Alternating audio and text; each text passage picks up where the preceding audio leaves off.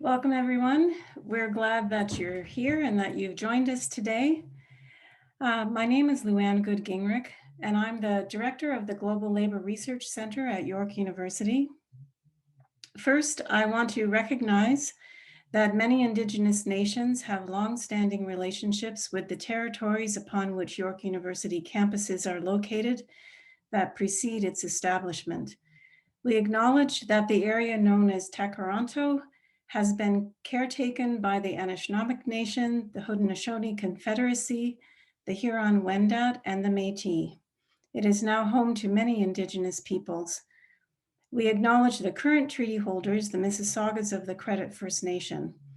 This territory is subject to the Dish with One Spoon Wampum Belt Covenant, an agreement to peaceably share and care for the Great Lakes region. Now, because we're not gathered in the same space, York's land acknowledgement may not represent the territory that you are currently on, and I ask that each take the responsibility to acknowledge the traditional territory that you are on and its current treaty holders, to remind ourselves of the responsibility we have to care for the land, all living things on the land, and our relationships with them. So welcome, everyone, to this first panel in our two-part series entitled Rural Livelihoods and Socio-Ecological Wellbeing in the Global South. I'm pleased also to thank our co-sponsors, the Faculty of Environmental and Urban Change and the Center for Research on Latin America and the Caribbean, or CERLAC, both at York University. And our panel discussion for today is entitled People and Place, Structural and Geographic Conditions Shaping Well-Being in Southern Costa Rica. And I'm very pleased to welcome two scholars from the University of Costa Rica, Dr. Espinosa Cisneros and Dr. Roman. They will be introduced in more detail to you in a few moments. This series is a collaboration with the Global Labor Research Center and the Las Nubes Project. The GLRC at York is a vibrant community of scholars and students who engage in interdisciplinary research and collaboration related to work, labor, and livelihoods, a broad umbrella. So I invite you to check out our website and drop us an email. Think about how you might get involved. Now, I'm happy to turn the screen over to Associate Dean Ravi Costa, who will bring greetings from the Faculty of Liberal Arts and Professional Studies at York. And following his comments, Felipe Montoya, Professor in the Faculty of Environmental and Urban Change and Director of the Las Nubes Project, will tell you a little bit more about Las Nubes. So Ravi and then Felipe. Thank you, Luann, and welcome everyone. I'm really delighted to be able to say a few words at this event. This is the culmination of quite a bit of thinking and aspiration for Las Nubes, and so on behalf of the Faculty of Liberal Arts and Professional Studies, welcome. It's always a pleasure to participate and support the Global Labour Research Centre's events. It's one of our leading research programs, and it does extremely important work and runs a series of these events that are highly successful. I'm particularly excited about this series of workshops because I've got a fairly long-standing association with Las Nubes. Some of you in the audience, I know, I recognize some names. I'm formerly from the Faculty of Environmental Studies, as it was known, and Las Nubes has a very long history with the faculty. I'm sure Felipe will say a little bit more about it. About 5 or 6 years ago, Felipe and I developed a semester abroad program, which has been going along quite successfully until the pandemic. And there's been a whole range of research activities happen over a number of years, lots of graduate student research projects and a number of collaborations. I think we're now in this moment, certainly have used this year where we haven't been able to physically engage so much with each other, but to think about making wider connections across York and beyond. And so I think this is a really important step forward to be collaborating across faculties like this. And I really thank Luann and Felipe and Hajar and Anna for helping develop this. So maybe I'll finish there and hand it to my dear colleague and friend, Felipe Montoya. Thank you very much and enjoy this series. Thank you, Ravi. Very nice. Yeah, so I'd like to just take a few moments to explain a little bit about Las Nubes for those of you who maybe don't know what it is. Las Nubes is an international program of York University, and it's located in southern Costa Rica. It includes the Las Nubes Eco Campus, which some of you may have heard about, and that's 160 hectares of land, of which 120 of these hectares are rainforest reserve.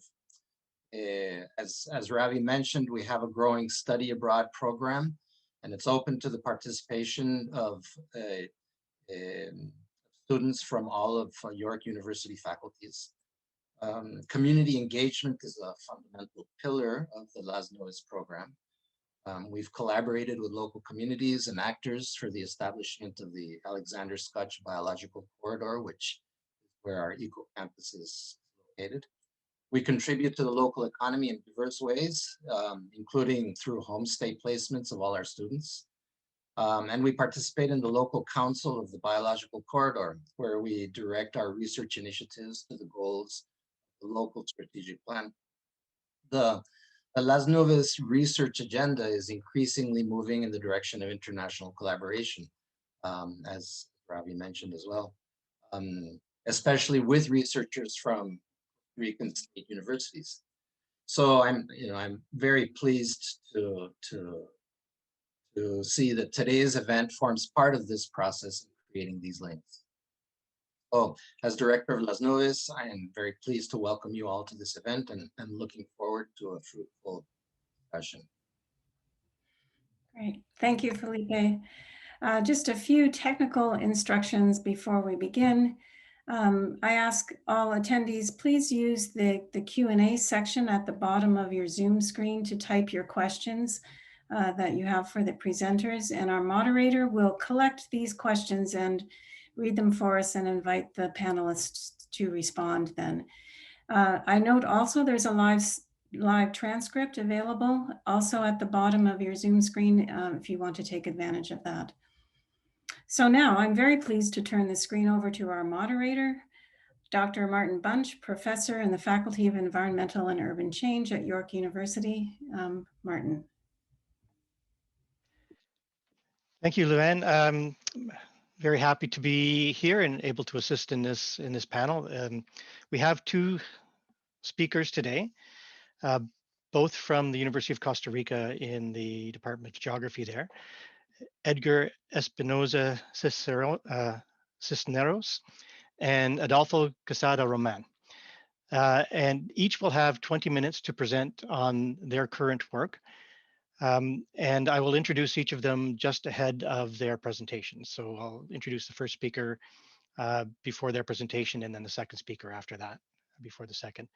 Each will have 20 minutes. After that, each of our panelists will have an opportunity to respond to each other's work. And that will take approximately 10 to 15 minutes. And I'll also have some questions for them that may extend that time a little bit.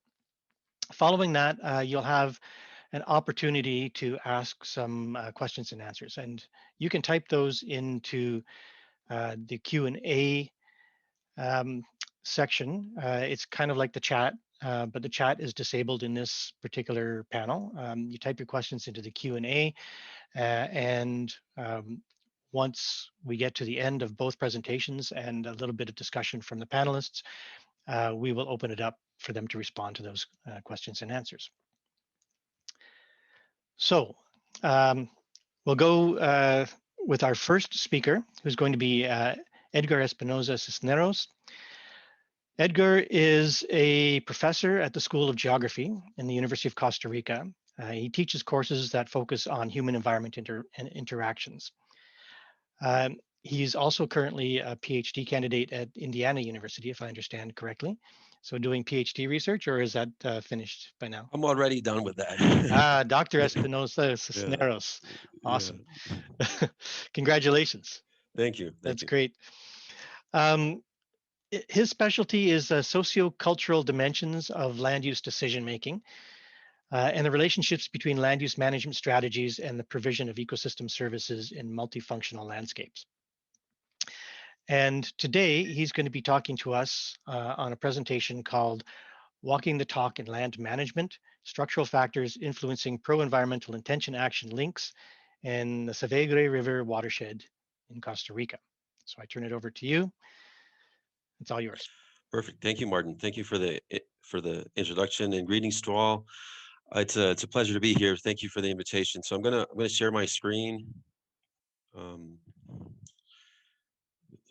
Presentation. Okay, so I'm assuming everyone can see it. Okay, right.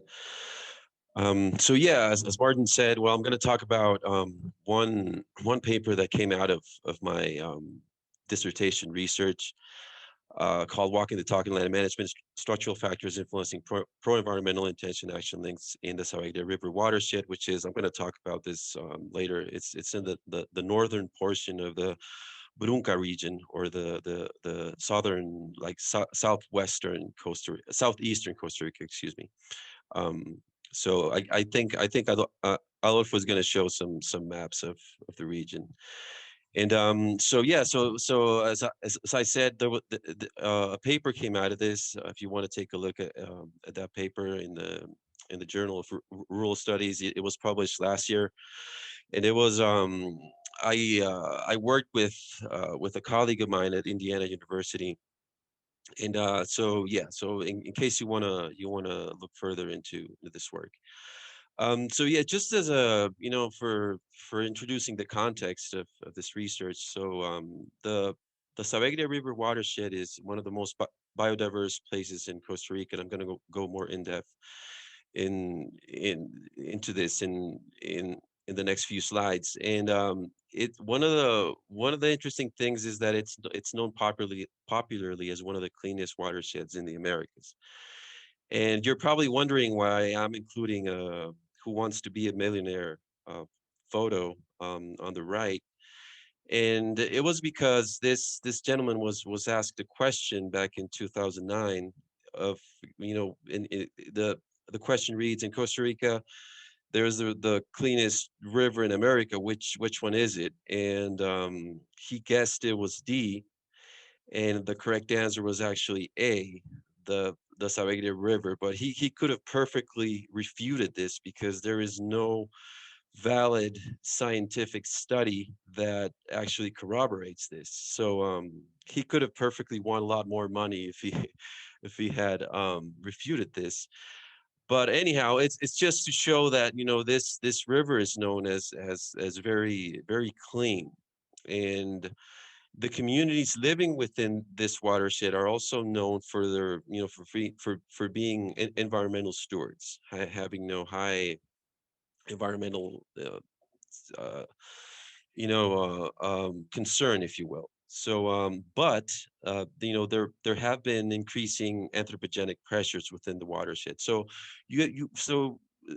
there's this interesting contrast, between these narratives of, this place being environmentally sort of pristine in a way, but then, having these increasing anthropogenic pressures. So here are some of the, clues that you find, and that show you that, there's this environmental stewardship. So to the left, the top left, there's a message saying that, don't we don't want to see hunters of a particular species of bird. And at the bottom left, it was a sticker about trying to, the fight against hydroelectric projects, that the Costa Rican Institute of Electricity wanted to wanted to develop several hydroelectric projects in this watershed. So there was a lot of contention. And yeah, so you see, messages that hint at, this environmental consciousness among the residents there. And so you also see that popularly, in the media as well, about this river being very clean, and, a lot of conservation going on here.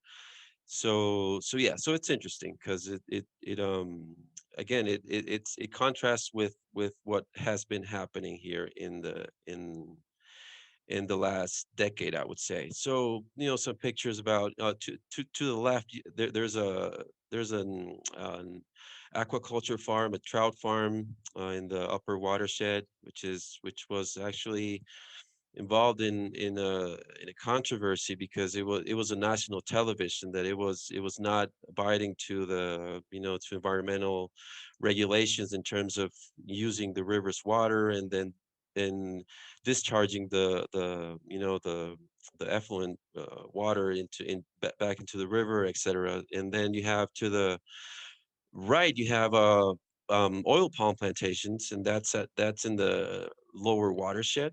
So a lot of oil palm monocrops there, and yeah, also there has been a expansion of the agricultural and cattle frontiers throughout the watershed. So here's a map of the watershed with the different communities, and we have like two main rivers, the Savegre River, which let me see if I can use a laser here. I don't know the PowerPoint here. Oh, sorry. Hmm. Oops. Apologies. I will go back. Yeah. Okay. Well, I don't know if you can see my cursor, but here, so here we have the Savegre River, and then you have the División River, and then they merge approximately about 10 kilometers from the coast, and yeah, so it's I will talk a little bit more about the communities here, but it's approximately the whole area is approximately 600 square kilometers, about 1.15% of the country's territory. And it was in 2017 it was designated a UNESCO biosphere reserve, and it has a very steep elevation gradient going from 3,500 meters to sea level in about 42 linear kilometers. So so so that you can put it into perspective. So 1.15% of the country's territory, and it has 60% of the country's bird species, 54% of mammal species, and 20% of the country's plant species. Just a small parenthesis here. I'm a natural stutterer, so bear with me, please. And so yeah, the population density here is slow, about 6.6 people per square kilometer, compared to the. I mean, it's low compared to the country's population density. Canada also has a very low population density. So, and it has a patchwork of land uses. I'm going to talk a little bit more about that soon, many of which are adapted to the steep topography, especially in the upper and mid watershed areas. About 60% of the area is under some level of protection. Some management categories, obviously more stringent than others, but about 60% is under some level of protection. So some photos about what you see there, we mostly find mixed agricultural cattle, systems, and very diversified land units in general. So yeah, so following up on that, so yeah, it's mostly mixed crop livestock systems that we find there, with also tourism activities, and so it's a very diversified configuration. So talking about my research specifically, so I was interested in investigating how this pro environmental intentionality that that this watershed is popularly known for. I mean, why is that not translating into specific actions in land management? So my hypothesis was that there are a lot of structural factors that are intervening in this connection between cognitions and action. So this paper talks specifically, or yeah, its emphasis is more on the structural factors. Okay, so like what structural factors are being reported, to influence this connection between, being pro-environmental or having pro-environmental intentions, and translating that into, specific land management practices.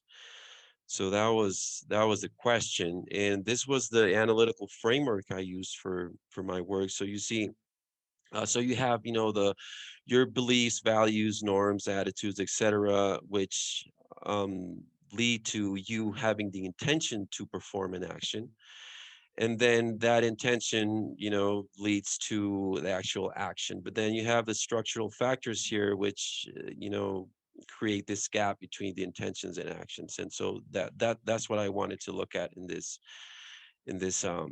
paper. And so, as far as the methods go, I basically relied on interviews. I interviewed 91 land managers throughout the watershed. It was really intensive work. The interviews were, lasted about like an hour and a half each. And I collected data on two general themes. The first one being, which factors do you think facilitate being pro-environmental in your land management? And then the second one was, which factors constrain you from acting pro-environmentally, if you have the intention to do it, that is. So yeah, so this table here just shows those two themes and the items I used to collect the data. And one interesting thing here is that I drew from insights from social psychology, political ecology, and that's just land system science. So that was particularly interesting. So some photos about the field work and the interviews I had with the smallholders here. And so talking about the results, I'll probably not take the whole 20 minutes. It's just summarizing I found that, yes, indeed, like there was a very complex interplay between specifically market-based incentives, conservation policies related to protected areas, insecure land tenure, and rural extension programs that actually seem to be the structural factors that mostly affect this translation from pro environmental intentionality to actual actions in this context. Now, I have to make this clear, that this applies to this watershed in particular, and this obviously will probably vary in other contexts, although it can be similar of course, in similar contexts. So yeah, to the right, you see like some of the structural factors broken down in more specifically. I grouped them into economic and technological factors, and then policy and institutional factors, which are two common underlying drivers in land change. And so yeah, so 78% of the interviewed land managers reported, having pro-environmental intentions in their land management. So that was sort of expected. And market-based mechanisms, as I said, act both as a facilitator and a constraint to pro-environmental land management. So, for example, payment for ecosystem service schemes are an important incentive for pro-environmental land management actions, but also some land managers that are not eligible to this to the payment for ecosystem services because they don't have land titles due to the protected area designations, particularly the Los Santos Forest Reserve, which covers a huge part of the watershed, and that was a protected area established in 1975. And part of the requirements for having a land title is that you have to show that you were the owner 10 years prior to the establishment of that protected area. So that is to say that you have to show that you were an owner back in 1965. So if you don't have a land title, so you're not eligible for these incentives. So that's been frustrating, but it doesn't necessarily mean that the land managers there don't perform pro-environmentally due to this. So that was one of the interesting results I found. Also, the fact, like, if you're involved in a cooperative that, is certified under fair trade, for example, that's also an important market-based incentive for performing pro-environmentally in your land. And as I said, conservation policies, specifically talking about protected areas, that leads to insecure land tenure, and that is a problem, for going, for materializing the intentions into action. So that was an important result I found. Also, interestingly, ascriptions of responsibility to specifically government institutions. So, for instance, one of the most criticized government institutions in this watershed was the Ministry of Environment, because of the land titling issue, because this ministry is the one in charge of giving the green light for the land titles, and so people hold a grudge against the Ministry of Environment, and therefore sometimes they don't act pro-environmentally because they have this grudge against the Ministry of Environment. And so it was common for them to claim that it's the ministry's responsibility, it's not our responsibility. So that was interesting. And rural extension programs are also, I noticed that a lot of the rural extension programs are good, but they are focused on one crop or one service. When I say service, I mean mostly tourism, and they don't account for the diversity of land use activities that are going on at each land unit. So, for instance, a land manager wanted to implement more pro-environmental management practices in with a particular crop, but he or she wasn't getting the extension services or programs to actually know how to do that. So that was also an interesting result. And this is a summary of the results I found. Again, like, if you want to go into detail, you can please you're more than welcome to read the paper and write if you want to talk more in depth about this. And just to end, I'm gonna some concluding remarks. Very interesting, I think. And yeah, I mean, what caught my attention here is that we tend to think that land managers that are not acting pro-environmentally do so because they don't want to. I mean, they're not interested in the environment, or they're not interested in the ecological integrity of their productive systems, etc. But that's not correct. I mean, a lot of land managers are actually very interested and have have the intentions to act pro-environmentally, but they can't. That's the thing. I mean, there are a lot of external factors conditioning this. Quote from a paper by Eric Lambin and Helmut Geist.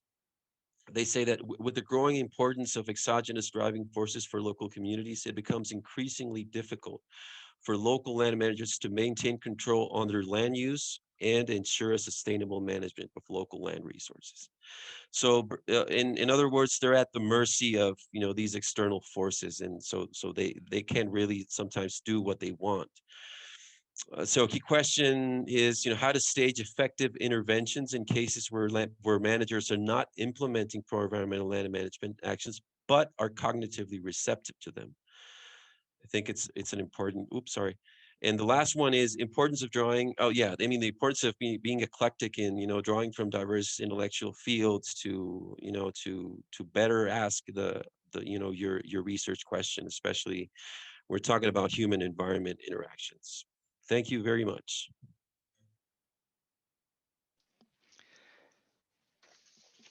Thank you very much, Dr. Espinoza. And we're going to reserve the questions until after both speakers have presented.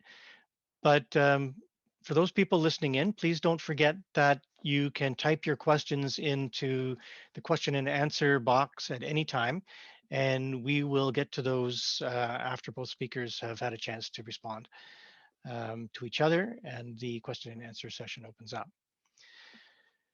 So at this point, we're going to move on to our second speaker today, Adolfo Quesada Roman. Adolfo has training at a number of different universities.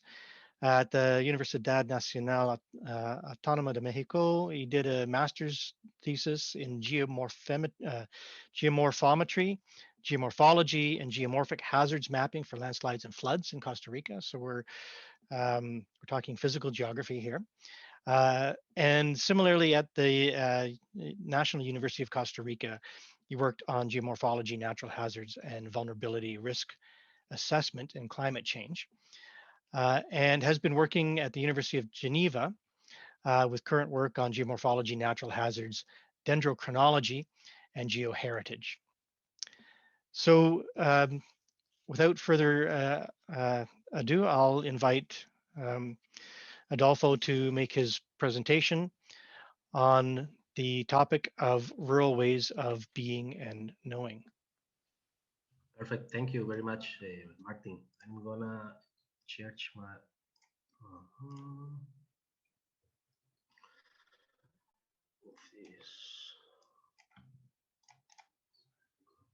Okay, ready. So thank you very much, first of all, for the invitation. My topic is related with the impact of tropical cyclones in the southern Costa Rica. The bigger catchment of the country is called Terra. This is part of the results of my PhD that I finished last December, and I want to integrate the socioeconomic assessment part, specifically for the risk assessment in this catchment. Well, first of all, we are in Costa Rica. First, Costa Rica is very active tectonically. Costa Rica is affected by the subduction of the Caribbean plate and the Cocos plate, and then we have, as a result, 3 different morphotectonic regions. It's a back arc, that is the Caribbean lowlands of Costa Rica. The fore arc, that is the Pacific side of Costa Rica. Basically, we are going to see this part, that is Terra Basin, and the volcanic arches. In geological terms, we have volcanic rocks, we have sedimentary rocks. It's a very young country of around 150 million years ago, only for a general setting. The basin that I'm going to present today is Terra Basin. As I mentioned, is the biggest basin in Costa Rica. The main towns are San Isidro del General, Buenos Aires, and San Vito. Is around 200,000 inhabitants. It has the biggest elevation here from 3,820 meters. That is Cerro Chiripo Hill, to the lowlands, and there is a big delta over here. It's called the Terra Basierpe Delta. But in this study, I'm not going to include it because it has a completely different dynamics in hydrological terms. As I mentioned, it's more than 200,000 persons, people in this catchment. Most populated areas are Pérez Celedón, is a municipality, and we have also indigenous population, about 30% in Buenos Aires and 10% in Cotogruz. Very interesting in this area, it was molded by glacier activity during the last glacial maximum, around 20,000 years ago, and left some of these interesting relics. So it's a very interesting area I have studied in the last years, and it's interesting to reconstruct the climate of the past. As you can see, also we have the paramo vegetation and erosional and depositional landforms. It's called the Chiropod National Park. It's part of this basin. We have big changes during the last 1,000 years, and we have the change in elevation, very rapid, to the lowlands in the Rio General, the General River close to San Isidro, and then we have the change. It provoke different conformation of alluvial fans of different ages and specific soils that remain along the basin that are called the oxysoils. These very red, very weathered soils that condition most of the agricultural activities developed in this area: sugarcane, pineapple, coffee, and others. More importantly is the fact that this basin is affected every 9 years approximately to big tropical cyclones, hurricanes, or it could be tropical storms. This is the image of the Hurricane Eta 3 months ago that affected all Central America. So the flood risk part of my study first uses a selection of different study sites, collect different available data sets. We have to remember that Costa Rica has problems sometimes to collect some of the information. So this is a big challenge to gather different information for this kind of studies. So you have to create most of them. After different field surveys, geomorphic classification, the topographic acquisition, we use normally drone flights, trying to have a very detailed resolution for the information. And there is a method called Dendriomorphic Sampling, that is the use of the trees and the scars of the trees to know how was the highest height of the flood in the last event, in this case in the last hurricane. Also, in the hydraulic modeling and statistical analysis, we reconstruct the peak discharge and make a flood frequency analysis. What is this? It's to understand the return period of specific big events, floods. And finally, and more related with this research, is the regional flood risk assessment. Here, the previous mentioned steps are located in the hazard part, but also I made exposure and vulnerability analysis. So in the hazard, I found, for example, in the smaller catchment, the Espejo Valle, that an event of 1,000 cubic meters per second happened every 100 years. But an event like the last hurricane in last year in November, for example, in the biggest, in all the catchment, 13 or 15,000 cubic meters per second happen every 100 years. But something very interesting started to happen. These events supposedly have to happen every 100 years, but we had a similar event in 1996 and now in 2018. Something is happening, and many of these events are starting to be more frequent. What happened? Oh, sorry. So this study already has the hazard part. So right now, using all this flood frequency analysis, using the geomorphic analysis, the drones, and all this method, I know where the hazard is higher or low. Mostly in the most populated areas is where the hazard is higher, as you can see here, only next to the floodplains, not in the other parts. So I extracted only in the floodplains where this information is higher. For the exposure, I used is WordPop database, and I extracted every 90 square meters, is resolution of 90 meters, sorry. And this information uses Google Earth and machine learning, posing the information, distributing the information of the houses and the population using Google Earth. So it's more specific and it's not that broad that normally is a problem with the population data. So here I can know the density and the density of population and the density of buildings. So now I can have higher or lower exposure. And after I have the vulnerability, and here is where my question started about this study, because the higher vulnerability is located in the most rural and where the indigenous communities and territories are located. So there is a, let's say, direct relationship with the vulnerability, and obviously in the potential risk that they have for flooding. So at the end, it's very interesting, obviously, to study the bigger cities, but it's also very interesting to understand how these rural communities and indigenous territories understand this process. They have seen different changes during a long time, or if they think there are normal processes related with climate change.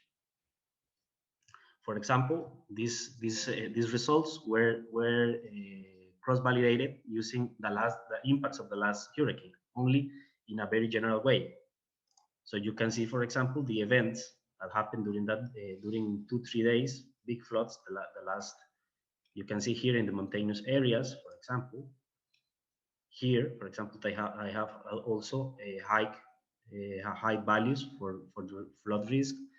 During those days, it rained in the is around here. It rained 600 millimeters in 5 days. So it was a lot of rain concentrated in that basin. And again, in another mountainous areas, you can see actually this bridge was collapsed.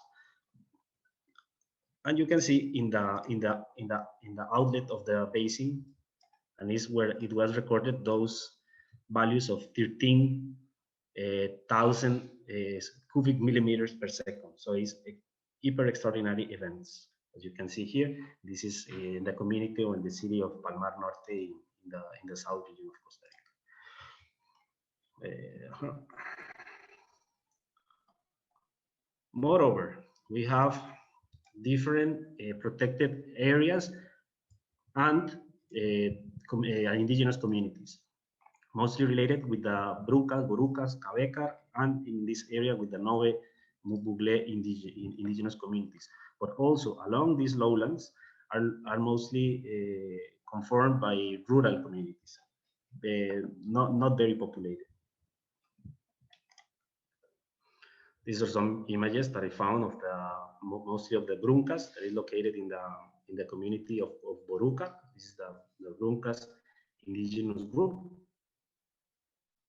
Actually, these communities have been very active about their rights of their territories.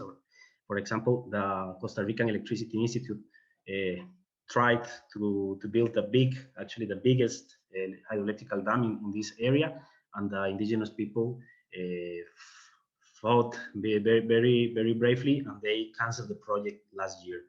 So you can see that they really take part in these decisions of their territory.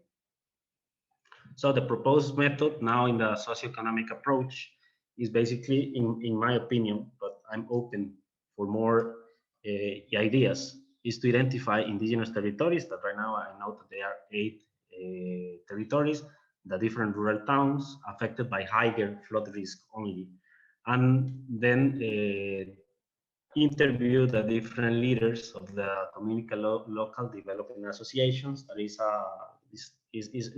a political administrative unit in Costa Rica, so you can go directly with the leaders of each of the communities, and to understand the perception based in structured interviews. Right now, this part of the study is just starting. I work more in the physical part, but I want to integrate this as a very strong part or idea or to support from the social geography. So I expect to understand the perceptions of rural and indigenous people of climate change, not only of the impacts of floods related with tropical cyclones, but also of the climate change in this catchment, to understand its socioeconomic implications, basically its resilience, the future challenges in terms of decision making, and the consistency or not with other similar territories. I have seen that studies understanding the natural hazards impacts in indigenous territories are not common studies. Right? I checked during the writing of this paper that basically there are not studies about this. I think it's a very good idea to start to study not only indigenous people, but also the rural areas in terms of natural hazards, in this case, related with tropical cyclones. This is Chiropod National Park. Thank you very much.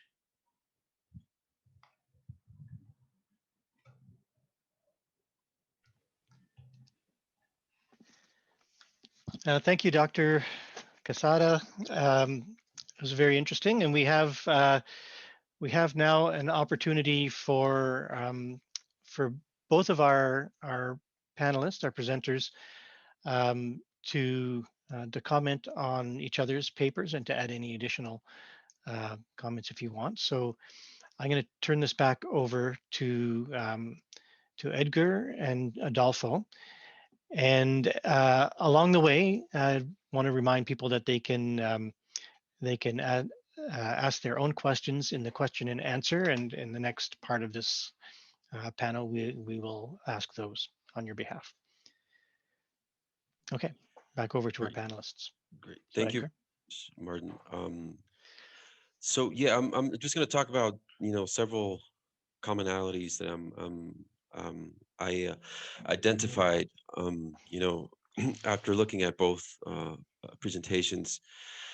And so the first one is like, and of course I have this bias towards my work, but how biophysical factors in general and hazards in particular influence land management in rural contexts, where adaptation can be harder sometimes. I remember a presentation by Felipe. I don't know if it was in, I can't remember the month, but he was talking about the Bronco region, and he had this slide talking about the main issues in the Bronco region. The first one was poor environmental management, and the second one was vulnerability to disasters, which I think very well it, I mean it represents very well these two presentations. The first one, poor environmental management, and how can we through selective structural measures improve environmental management in the area, and also how can we make these communities less vulnerable to disasters and hazards in general. So those are like the two broad issues that I'm identifying. Then I think it's important to look at vulnerability as a context and not an outcome of a particular event. I think that's very important. Questions about vulnerability and resilience, and how can the role of structure, how does structure determine how vulnerable you are, or how resilient can you be? I think are also important questions.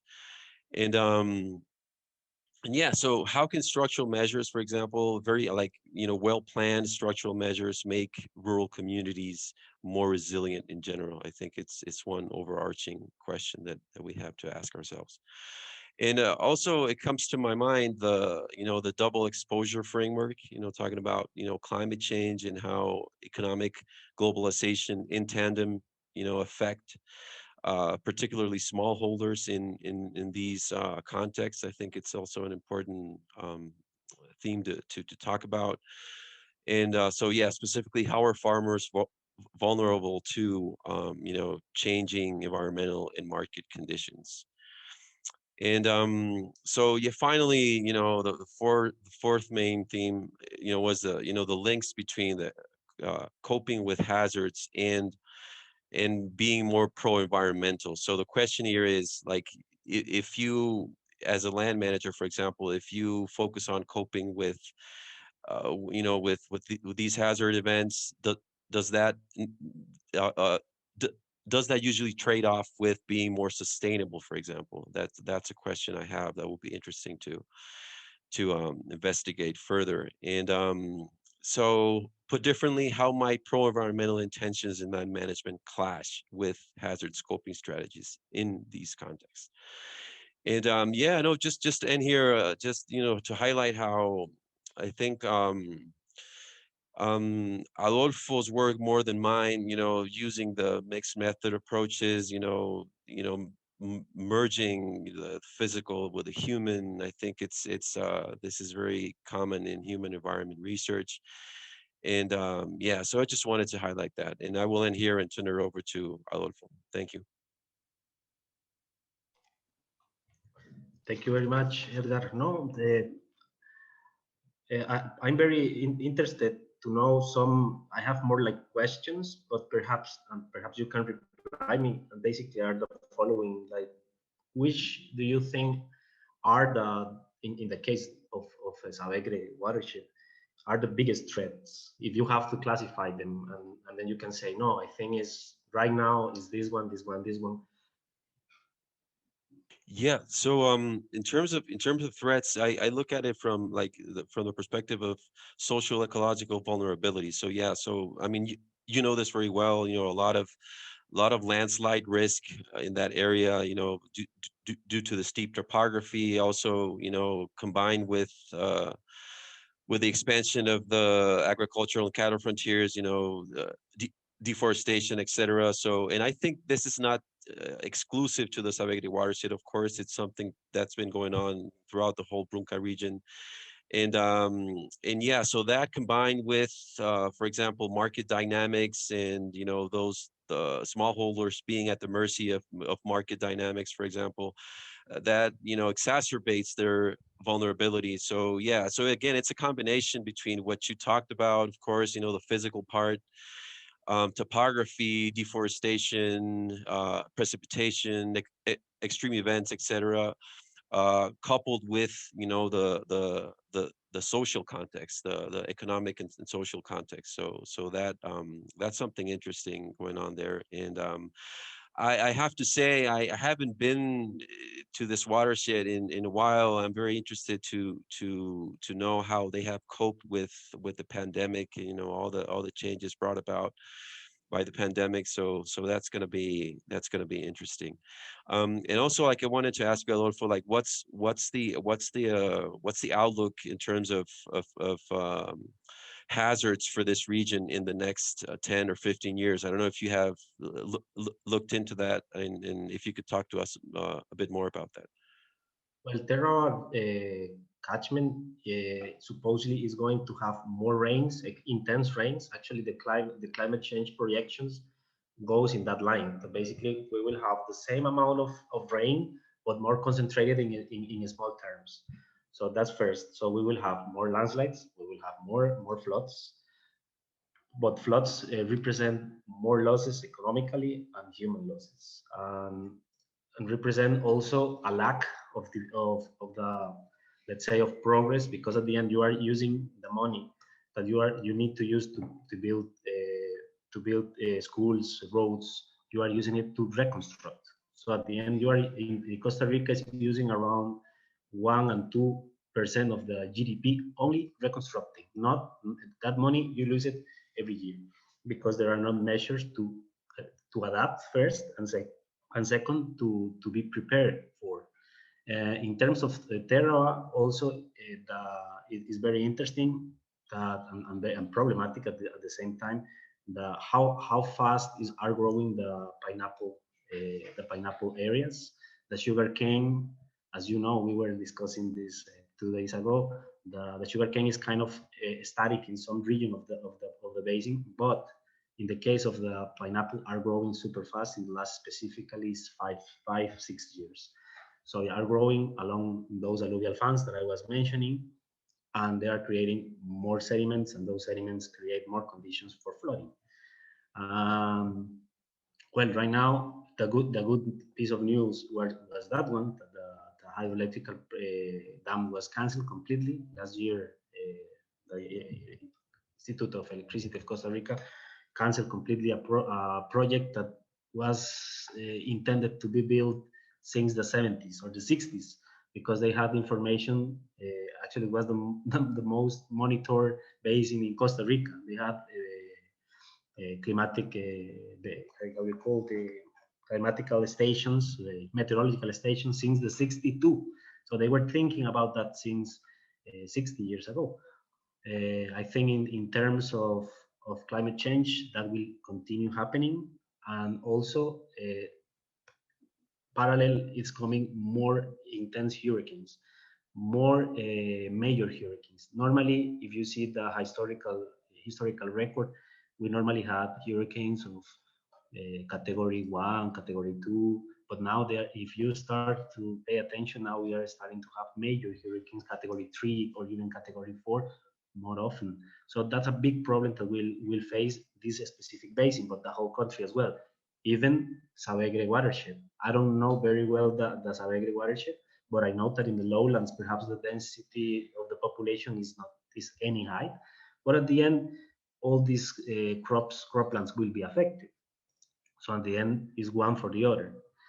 Actually, in the bigger picture, I see that I have to put you doing what you do in Terra, and I have to go in Savegre, because at the end are bigger very big basins, but with a different. They are next to, but they have completely different dynamics. For example, in Terra, they don't have, for example, oil palm, but in the other part is super important. The dynamics is different. Dynamic of the market is different, and how the land is modified is completely different. But basically, no, your story is very interesting, and I have two more questions. One is how, which of the sub-factors that you have two classes, but then many sub-factors, which ones do you think are more easy and which ones are more difficult to assess in order to solve them or to just assess them?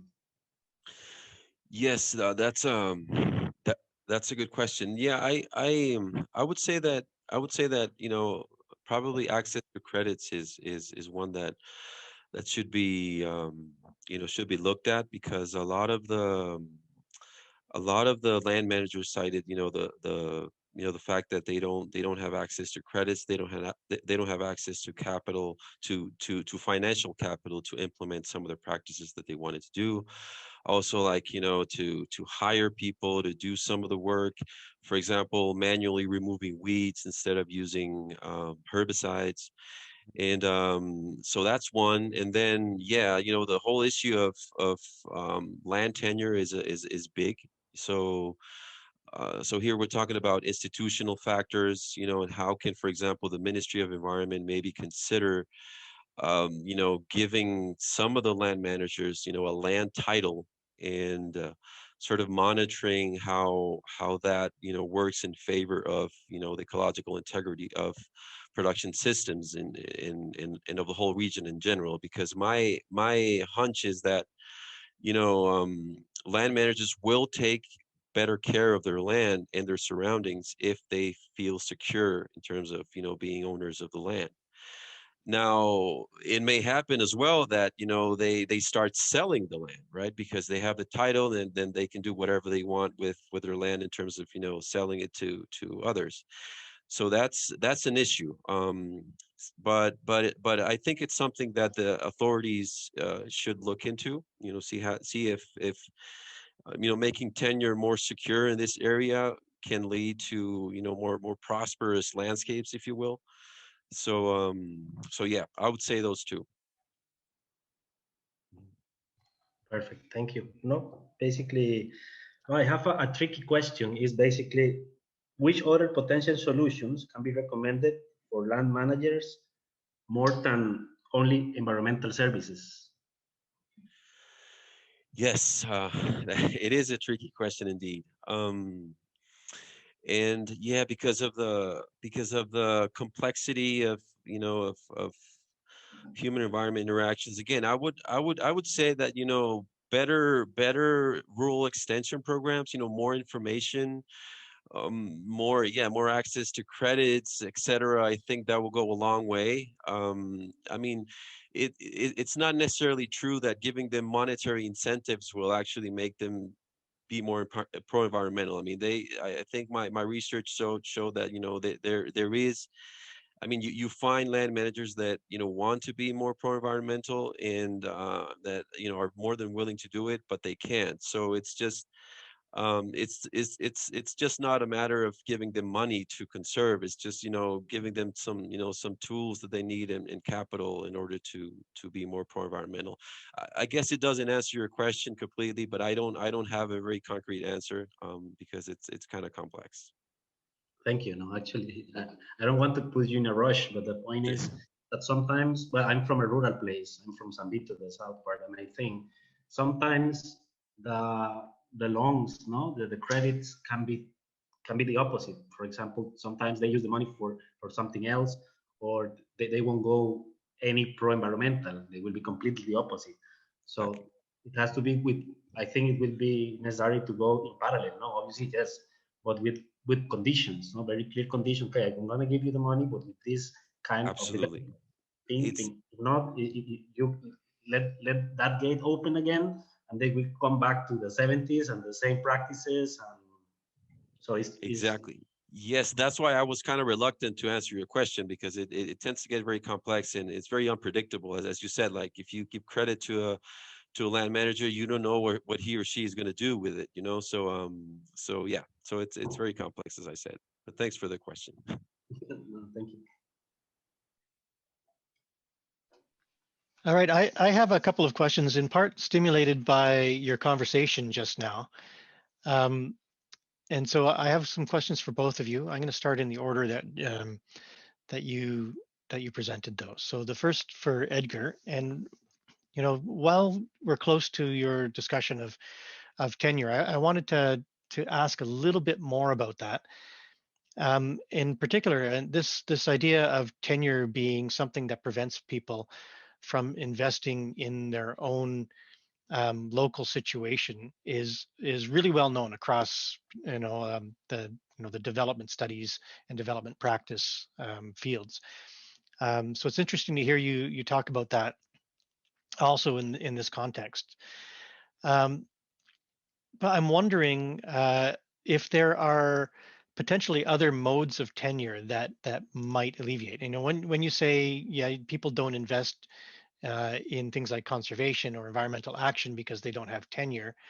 I mean, really what that means is that they have the potential to lose that investment because somebody else can do something with the land. And so why should they put their scarce resources into that when they don't have a guarantee that they'll benefit from that? Um, there's a organization in Costa Rica called Tandra that has an interesting kind of approach to tenure, and they work with communities to build funds in order for the community to purchase land in the upper parts of watersheds for water protection and flood protection and things like that. And so, you know, it goes to risk as well for Adolfo and vulnerability. But the tenure then is held by the community rather than individuals. So they can't just go off and sell their land because it's community land, and the resources are a community benefit. I'm wondering if that a feasible uh, alternative in Costa Rica, and is community-owned land in Costa Rica part of local tradition? Do people actually do that there? Yes, that's an excellent Yeah. question, Mark. Thank you.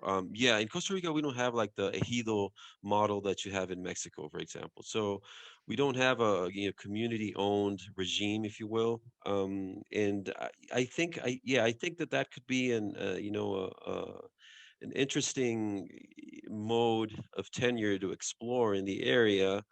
But again, it's not formally recognized in the Costa Rican legislation. I mean, the community-owned land, as far as I know, is not. I mean, it doesn't work like it does in Mexico.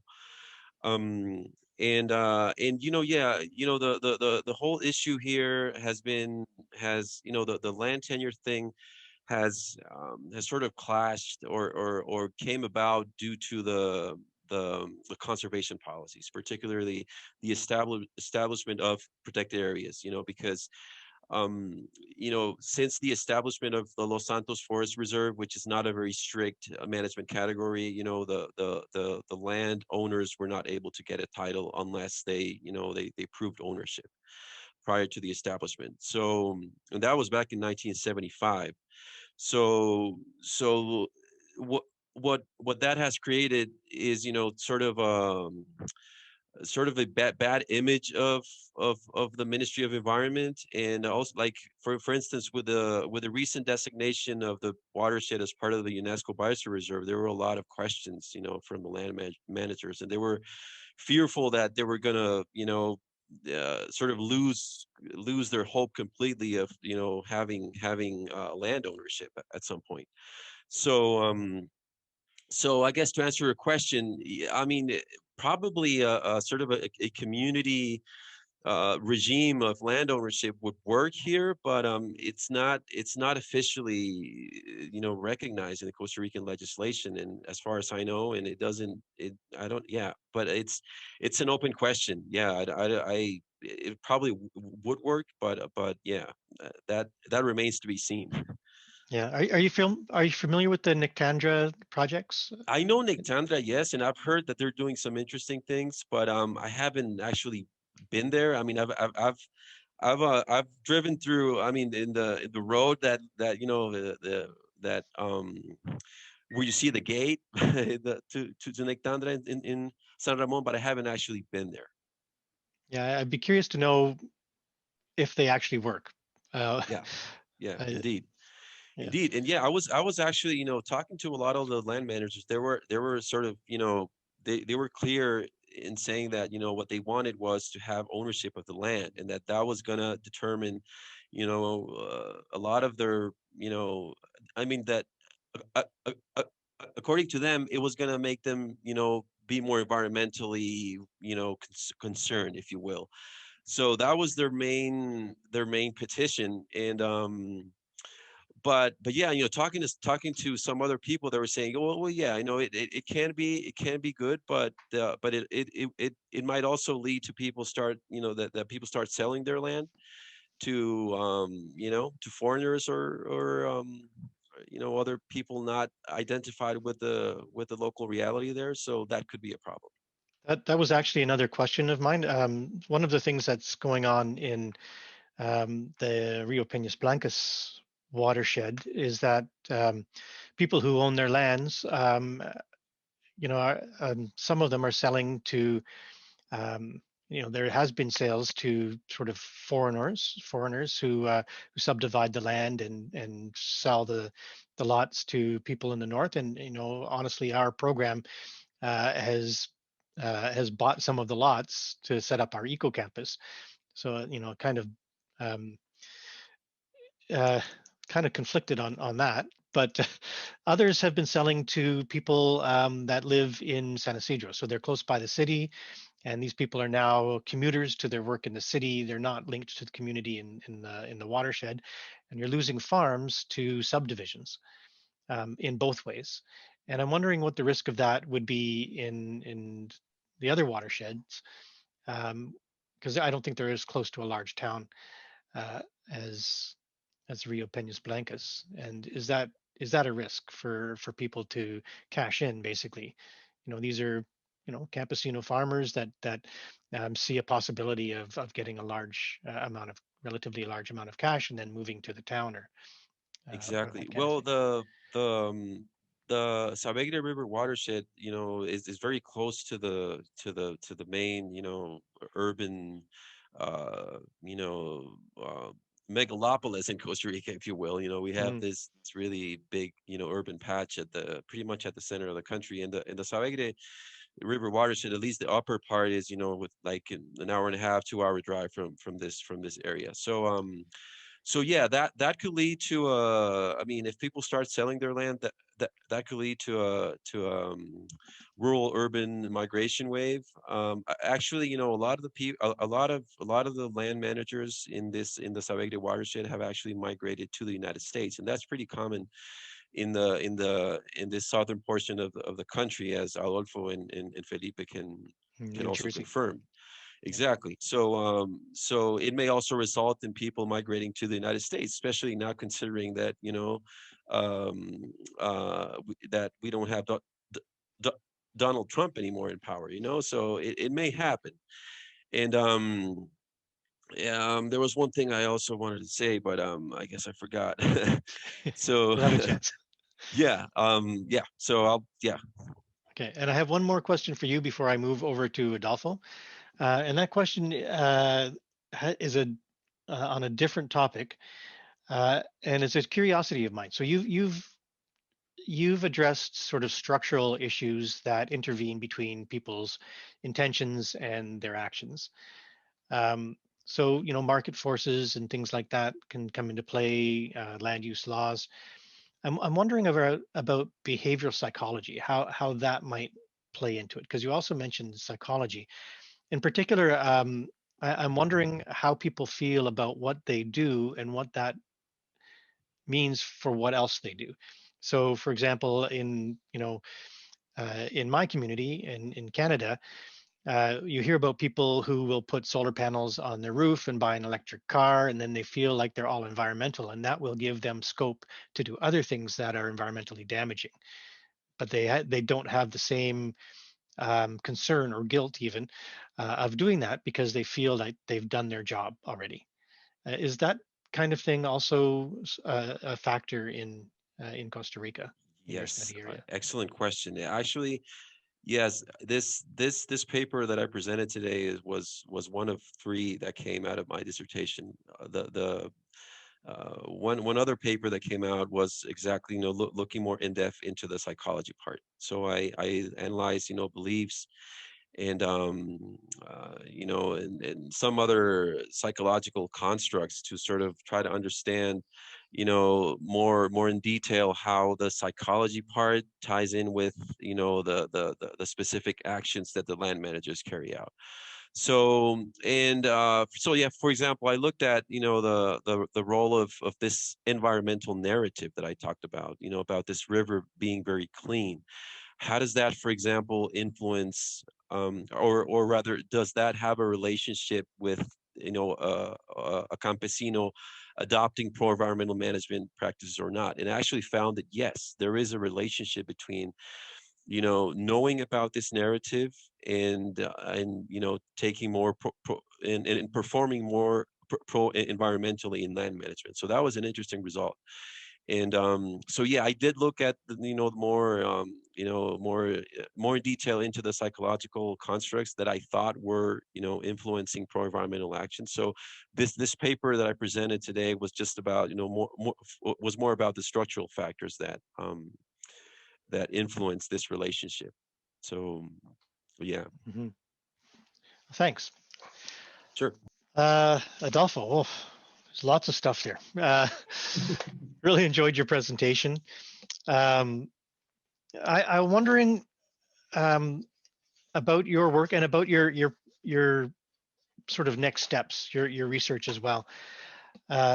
In terms of vulnerability and resilience, I'm wondering how you conceptualize that. I mean, in terms of vulnerability, do you see it as the inverse of the opposite to resilience, or is there something different? I'm wondering about resilient capacities and those kinds of things in communities and households, and how you might look into that in your next steps. It could be the inverse, as you mentioned, I think, because at the end, what you are trying to detect through what I'm trying to detect in these interviews is to see how is the capacity of these communities with the future processes. No, we will have more hurricanes, we will have more floods, and that's why first to understand which are the places that are more affected, we'll focus in certain specific places, not in the whole catchment that is huge. But in terms of vulnerability, I have to accept that is not completely my field, and I actually I need some calling in this part. But I think these interviews will lead to some interesting results that right now I don't know what I will find. Yeah, I'd be interested to stay in touch with your work on that. I'm quite interested in resilience and vulnerability, and I'm curious about the different kinds of adaptive, absorptive, and even like transformative kind of capacities that people bring to this overall level of resilience to survive things like the flooding and other kinds of natural disasters. So I think it's really exciting where you're going with this. Set the groundwork with the understanding of these kinds of hazards and vulnerability. You mentioned pineapple, and I've driven down that road, by Volcán de Buenos Aires and places like that, where you just see fields and fields of monocrop pineapple, and I know that the pineapple is supposed to be grown only on flat land. So these are going to be floodplains, basically. And these are the places that will be flooding and are going to be potentially more susceptible to increased severity of things like, downpours or rainfalls and things. And you've been talking about communities, and I'm not very sympathetic towards the large corporations like Pindeco, but wouldn't they also be at risk? I know the pineapples just need a substrate to attach the plant to. They don't really need the soil, and you just see the soil washing off. But will they continue to be able to grow the pineapples, if you have the more severe flooding coming more in the future? I see that in the case of Pindeco, they are super practical. No? If some part of their fields start to be commonly affected by floods, they won't continue producing over there. They are super practical. For example, around 5-10 years ago, I don't remember, 7 years ago, they had a problem because they were cropping next to the street, and there is a law that you have to let 2 meters, no, at least. And some lawyer start to take some of pineapples, but openly, stealing. And they said, "Why are you doing that?" And said, "No, because I'm my right. I have a right to be here." And they had to correct those 2 meters in thousands of square kilometers, not that they have the production. So they are practical. So I think where they are specifically, they won't be directly affected. Indirectly in some parts when there is those events every 9 years, but it's not much. It's different, for example, in the case of oil palm, or for example, in some areas close to Boruca and Recurre, where they have, for example, plantain, or they have bananas. In those parts, they get all the time affected when they have floods. Is different, and it's more how to please say this. They depend very highly of this production. It's different than Pindeco. Pindeco, they lose, I don't know, some tons and they don't have a problem. The problem is subsistence. They depend on a subsistence. Their croplands are for subsistence. So these indigenous groups will be very, very affected. That's why I'm very interested in to study these groups and the rural also communities, because they have a different cosmovision of these problems. Okay, thanks. That actually really kind of clears a couple of things up for me. I do have some other questions that maybe we can take offline, more technical questions to follow up some of your work, because I'm curious about that. But at this point, I think what I'll do is I'll open it up to the question and answer period, and we have some questions in both the question and answer thing, and I've had some sent to me from another source as well. And so I'm going to go back and forth. So the first question that I'm going to ask is from Frances Rodriguez for Edgar, who says, "Thanks for the wonderful talk. Could you please elaborate a bit on what pro-environmental intentions mean in the particular context of your research? Did you, for example, define what the notion of pro-environmental intentions is, what it's about to the participants in your research?" Yes, thank you, Francesco, for the question. That's a very interesting question. Yeah, what we knew right from the start that it was probably going to be a challenge. So what we did is we carried out 15 pilot interviews to sort of look at how we could frame this concept so that it will be easier to understand for for the land managers. Although it wasn't, they had a really good idea about what we meant by pro-environmental intention, but in social psychology or environmental psychology rather, pro-environmental behavior is usually defined as any action that minimizes harm to the environment or even benefits the environment. That's sort of like the simplified definition of pro-environmental behavior. So we sort of use that, and again, like we did these 15 interviews to sort of trying to polish all these details.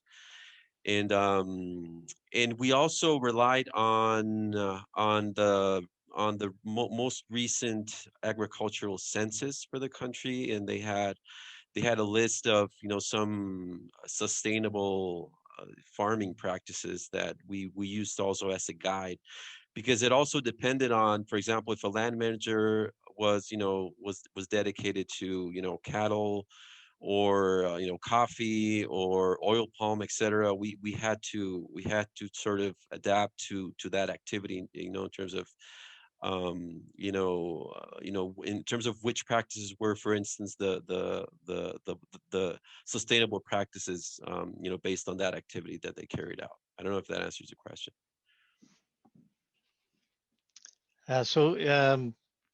Francesca, if you've got a follow-up, please feel free to type it in the Q&A, and we'll circle back to it.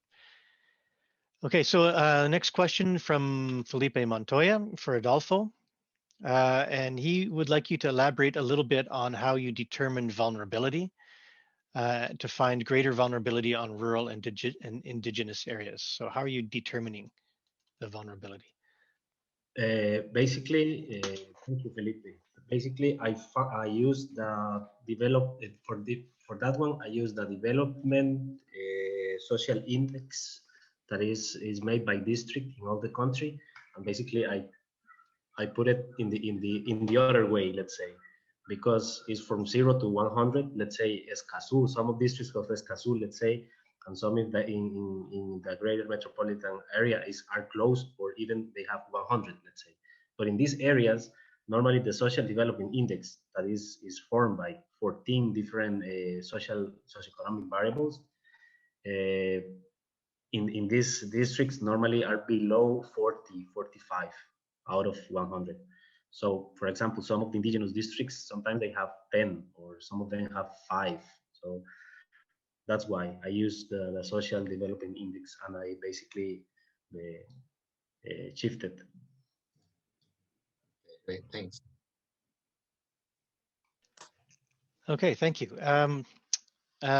Going back to a question for Edgar. We have a question from Eric Doe, and he asks which agencies are paying for the ecosystem services and how is the payment structured? Do the people see payment as commensurate with their investments into the pro-environmental practices? And I'm also going to add on another question, because Felipe also has a question about payments for environmental or ecological services. And he asks how economic incentives promote or create obstacles to environmental conservation versus simple commodity production. Great, thank you, Martin. And yeah, I was actually hoping that Felipe maybe and Adolfo can chime in here if they want. So to answer the question of which agencies are paying for ecosystem services, that's a fund in Spanish. The acronym is FONAFIFO, which is the National Fund for Forestry Financing, and yeah, it has actually been critiqued a lot in. I mean, the PS scheme of Costa Rica has been one of the pioneer ones. It started back in the 1990s and has been widely recognized. And actually, some other PS schemes have emulated Costa Rica's case. But it doesn't mean, of course, that it doesn't have its problems. And Costa Rica's case has been criticized for equity issues and lack of funding, and also the fact that a lot of these funds are taken from an oil tax, tax to gasoline. So it's kind of ambivalent, right? That the fact that you're financing conservation, promoting fossil fuels in a way. So there's actually a new version of this payment for ecosystem services that's being worked on right now, and so that's about to change. Trying to look for additional sources of funding for this incentive. And so yeah, so I guess that answers the first part. And the second one, do the people see the payment as commensurate with their investments? That's a good question. I mean, in general, the land managers are very happy with the incentive, especially the ones that have very large properties that they're not really, using productively. So they're getting this extra income, and I think, please, Felipe, correct me if I'm wrong, or I'll also, but I think what this um, incentive usually pays is around $80 or $90 a year per hectare, if I'm not mistaken. So it's not much, but for a lot of people, it's something. It's very significant. So so going to Felipe's question, how can this mechanism work against pro-environmental intentionality? I think that was the question, and it's more because people can't access this incentive that sort of you know uh, is I mean I mean that's what actually doesn't motivate them. So I mean the fact that they can't access, but it doesn't necessarily mean that that they're not pro-environmental. It's just like it's some sort of frustration that they can't access this incentive. So that's sort of the downside of the PS scheme. Mhm. Yeah, and I was just thinking about the competing strength of commodity production incentives versus environmental service payment incentives. So it's really uh, it's I would say unfair competition because I mean that's in part why pineapple is expanding so much, and conservation can't compete with that. But that was just one. We're using the same incentive to fight both ways in a sense, an economic incentive. And so I was interested also in both of your comments on how it's not the only incentive that exists. There's indigenous communities that have certain different worldviews.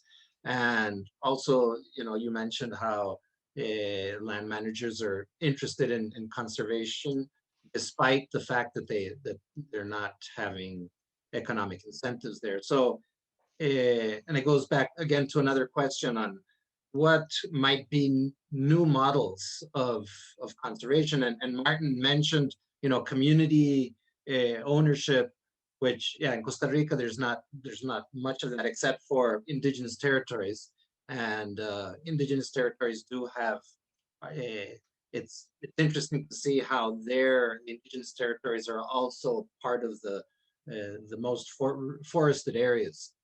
So there might be some interesting explorations there on different worldviews, different types of incentives around conservation, which we might think about and develop in the future. Okay, so I'm going to move on to another question that we have in our question and answer box here. This one from Jack Weenan, who says he's been studying this semester from Costa Rica and stayed in Punta Morales. So an extremely rural Guanacaste, very touristy. Ecotourism seems to be extremely popular, but the industry apparently doesn't strike him as low impact. Whereas in Morales, the locals have been very pro-environmental in their narrative and cooperations with enviro projects such as Sail Cargo and Asio Verde. So he's asking, is ecotourism a barrier or an economic opportunity to make these initiatives that you both mentioned? So this is for both of our panelists, that you both mentioned more or less feasible. Okay, I'll go first here. It's just well, specific. I mean, talking about the Savegre watershed, ecotourism has been more in um an opportunity, both of course an economic opportunity, but also an opportunity for conservation and for nurturing and promoting this environmental stewardship. Because because at least tourism in the Sahuarite watershed is very strong in the upper watershed, and it's mostly based on bird watching. It's just like the for the naturalist tourism, so to speak. So the quetzal is a huge attraction, and a lot of the tourists come to this area because of the quetzal, and it mostly for bird watching. So it's not adventure tourism, it's mostly the naturalist, more relaxed tourism, if you will. And so yeah, definitely ecotourism again, and also ecotourism, I mean, not only as an economic activity, but also as sort of as a catalyst for for this more pro-environmental thinking in not only the communities that depend on tourism, but also the other communities throughout the watershed that know that tourism is a huge opportunity. And I met with a lot of land managers that actually wanted to that was, I mean, this was back in 2017, 2018, that wanted to start some tourism activity in their land. So they understand the value of tourism, both for conservation as well as for additional income. I want also to add that moreover of ecotourism, there is another branch of that I'm more related and is growing a lot in the world. That is the geotourism, more related with the geology and the geomorphology of the landscapes. So it's another branch that can be exploited in Costa Rica, using national parks, or using, for example, different reserves, or even it can be developed, for example, for a canton or municipality. The municipality can say, okay, this is my main geotouristic attractions, and they can start with a different offer than the regular one that is only like the ecotourism, that is based completely in nature, not in geology, and different and very unique landforms or rock formations, for example. So there are options, no, for tourism, not only this eco related with the forest. It can be more open, using both the protected areas, and also it can be initiatives coming from the municipalities. So at the end, it is another option that I think Costa Rica can explore. So Adolfo, would an example of that be the volcanoes, where they have some hot springs and those kinds of things? People go in and they go in the pools. It's supposed to be healthy, regenerative, that kind of. Is that the kind of thing you're talking about? For example, imagine, let's say Buenos Aires or Pérez Celedón, that you know. So let's say Pérez Celedón. Pérez Celedón can say, okay, our main geotouristic attractions can be Chiropod National Park, the waterfalls in Nauyaca, the Ecochontales waterfall, the specific places, for example, the same as the Alexander Scott Reserve, and specific landforms and morphologies that they have. Another one can be, I don't know, a specific place, Topolandia, and all those places, specific places, they can merge them, and they say, okay, they are unique formations and unique morphologies that can be exploited touristically. And then in those places, you can put some banners, and you can explain how these places were formed geologically and geomorphologically. So it's more scientific tourism. So it's more not only to see the forest and say, okay, this is protected since and this is because of this law. It's more scientific, more to promote that scientific tourism that I think sometimes lack in Costa Rica. Yep. Okay. We have one more question in the box. So if anybody has any further questions, be sure to type it in before we think we've run out of them. But this question is one that I'm actually going to turn it into sort of two questions for both of our panelists. So this is from Beatrice Nkundwa, and Beatrice asks, is there a relationship between land tenure and landscape design? And she says, Costa Rica sounds like a model in environment and development. So this is open to both of you to comment on that. And I'd also like to add a question that's related to that. That I'm wondering if the Costa Rican government versus communities are best to respond to the impacts and of natural hazards, and also to build adaptive capacity towards natural hazards. And if that's linked to land tenure, to community, or to governmental governance processes. And specifically, I'm thinking about a bridge over the Peñas Blancas that washes out every once in a while. And most recently, when I was down there, it was the community that was rebuilding the bridge, actually retrieving it from the river and trying to put it back up. And collecting funds at the bridge as people voluntarily, they ask for a donation in order to support building the bridge, which is normally the governmental responsibility.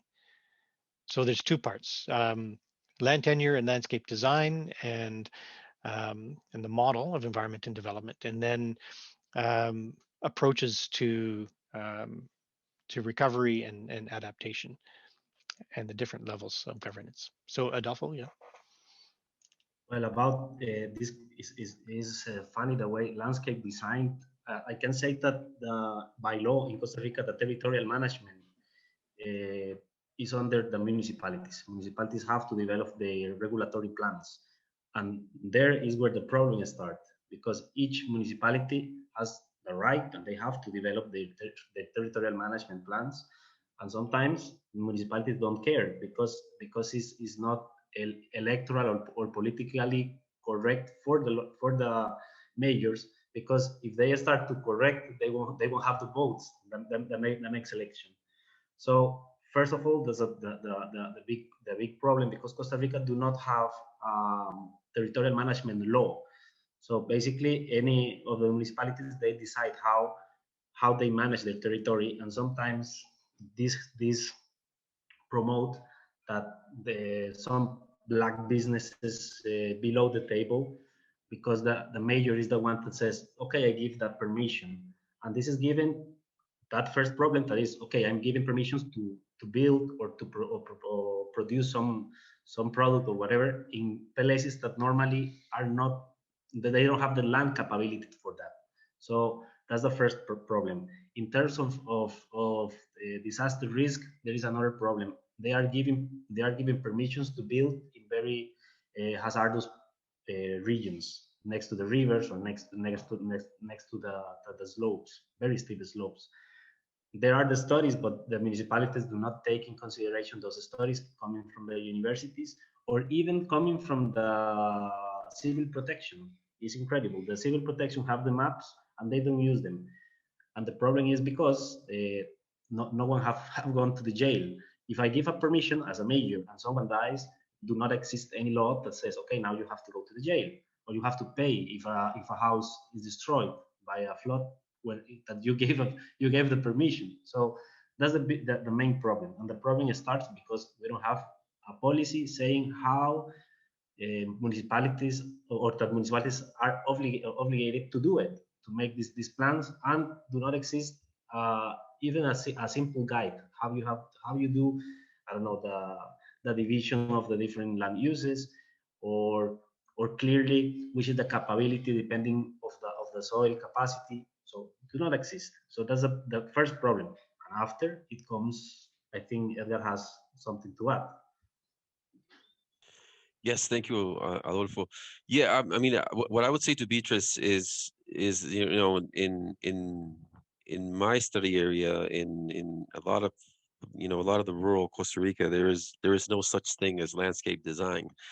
Also, as Adolfo was saying, in terms of there is a very deficient land use planning in rural Costa Rica, and there is this annual state of the nation report, that talks about the main problems in I mean, there were several chapters, one of which is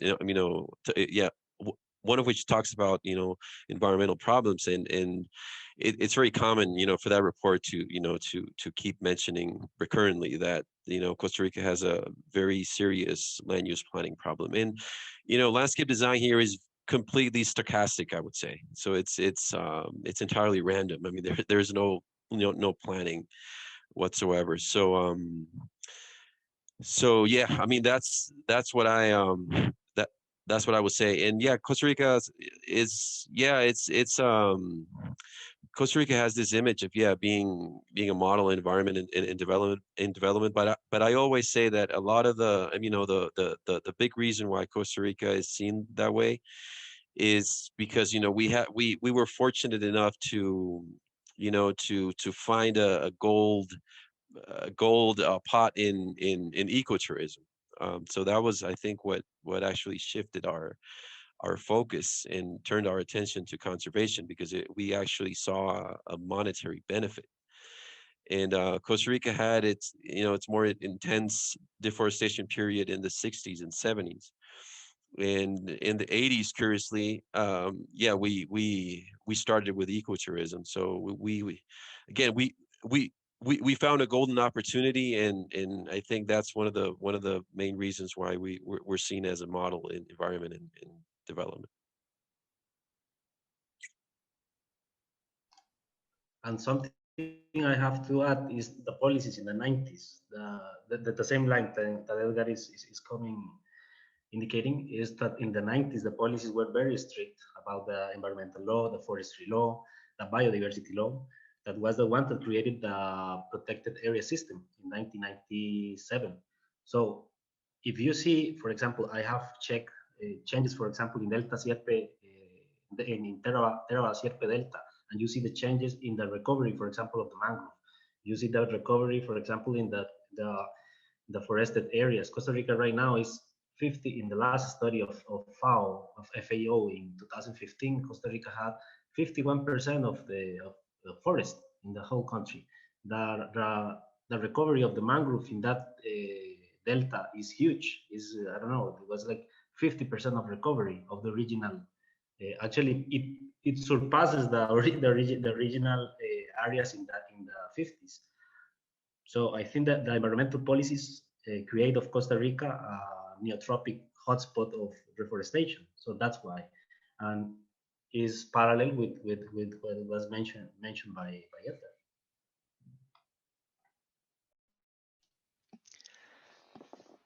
Okay, so these are the questions that we've had from our audience. So I wanted to thank our panelists.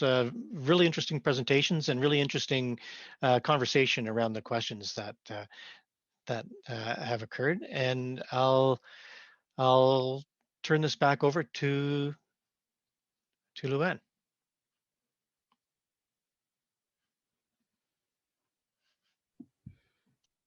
Thank you. And I believe Felipe is going to close us off. Thanks very much, everyone, for a very interesting discussion. Felipe?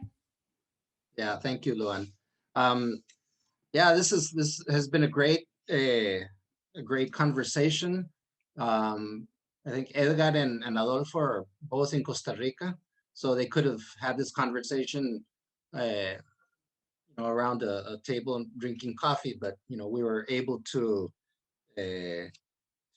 enjoy this conversation between them up there in Toronto. So this is part of what the Las Nubes project is trying to do, link research projects and research initiatives between York and Costa Rica. So yeah, I'm super happy with how this came out. I just want to invite everyone to the part 2 of this panel, this series. The following panel will be on February 26th at the same time, 12:30 to 2 Eastern Standard Time. The title of the following panel will be Rural Ways of Being and Knowing, Resilience and Well-Being in Southern Costa Rica. So it's the natural continuation of what we saw today. We saw structural conditions as well as climate conditions, that have an impact on the well-being of the people. So in the following panel, we'll be looking at imaginaries that are created both institutionally as well as communities and individuals, and we will have different ways of knowing and being in rurality, in the rural parts of these regions. So we may well be looking at some of the questions that you guys have in terms of vulnerability and resilience. So it should be an exciting panel as well, and hopefully you guys will be able to invite other people and continue the conversation. So once again, thank you all for participating. Thank you, Edgar. Thank you, Adolfo, and Luan, and Martin Bunch, and all of the participants here for joining us. Thank you very much. Juan?